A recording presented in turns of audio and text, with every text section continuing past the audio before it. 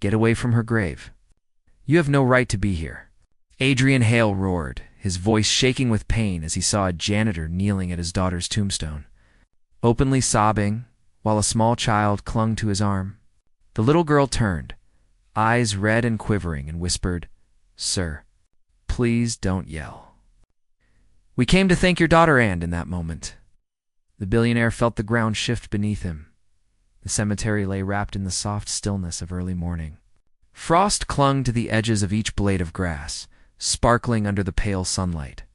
The air carried a quiet chill, the kind that sank through even the best-made coats and reached straight into the heart. Adrian Hale walked slowly down the narrow gravel path, his polished shoes crunching softly with each step. He carried a bouquet of white lilac, his daughter's favorite flowers. 10 years had passed, and still. Each visit felt like reopening a wound that never fully healed. No amount of power, wealth, or influence could protect a father from grief. Adrian stopped. When he reached the familiar place at the far edge of the cemetery, it was a small corner overlooking an old oak tree that his daughter had once loved to climb. Her gravestones stood, their simple, white marble, gentle curves, carved with her name, asterisk, forever loved, forever missed. He drew in a slow, heavy breath. Every year he came early to avoid crowds. Every year he knelt alone. Every year he whispered apologies he could never finish. But this year, he froze mid-step.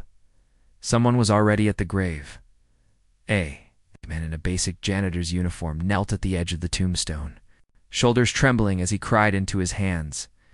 And beside him stood a tiny girl with messy curls, holding onto his sleeve tightly. She couldn't have been older than 6. Her cheeks were wet with tears, but she wasn't crying for herself. She was crying for the man kneeling in front of the grave. Adrian felt a sharp, instinctive anger rise inside him, a protective, grieving father's anger that roared louder than reason. His voice cracked with emotion as he barked, "Get away from her grave. You have no right to be here." The janitor flinched violently, nearly losing his balance. His tears only came faster, soaking the fabric of his uniform. The little girl stepped forward, pressing herself protectively in front of him.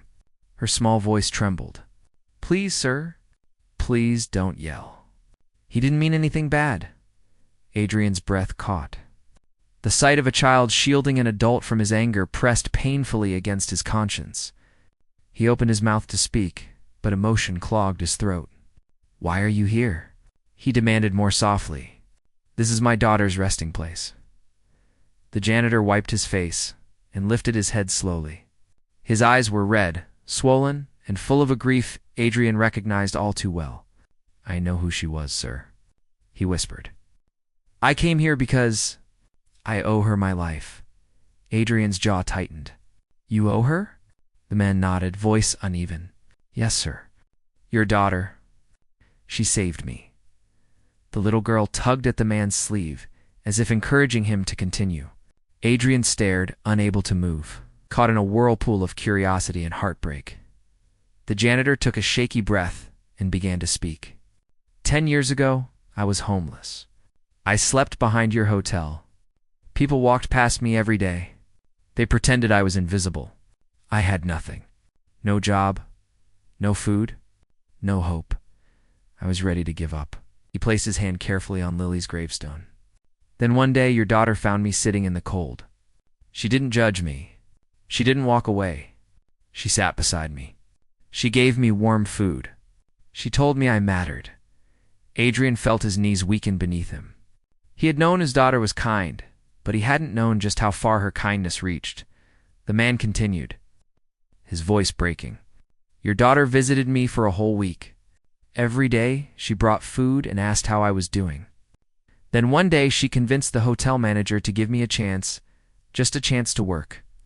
I started by washing dishes. I worked hard.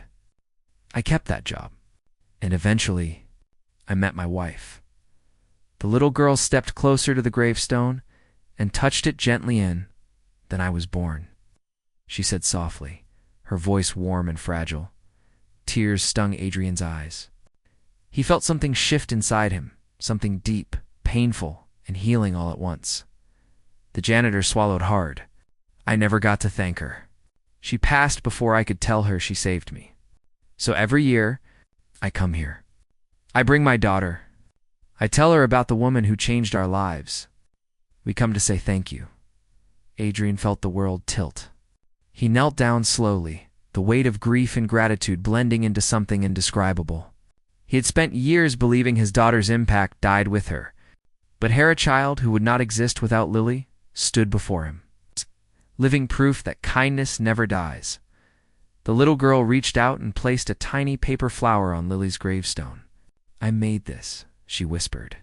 It's not perfect, but Daddy said your daughter liked flowers, so I wanted her to have one.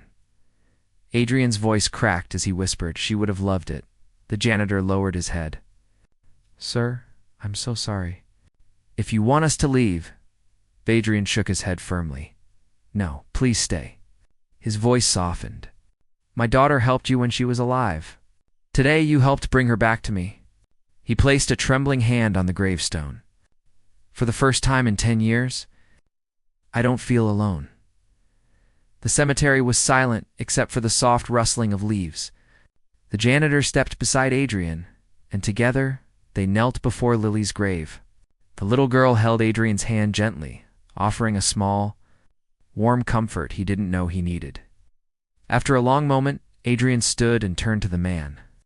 Your daughter deserves the best, he said. And so do you. Come to my office tomorrow. I want to help you move up in the company. My daughter believed in you, and so do I. The man broke down, covering his face as tears flowed again, this time from gratitude. Sir, I don't deserve you, deserve every good thing that came because of her, Adrian said softly. Carry her kindness forward. That's all I ask. They walked out together, 3 souls, connected by a love that stretched beyond life, beyond loss, and into a legacy Lily Hale had unknowingly built, for the first time in years. Adrian didn't leave the cemetery with emptiness. He left with purpose. He left with healing. He left knowing his daughter still lived through every person she touched, somewhere. In the quiet wind, he felt her smiling,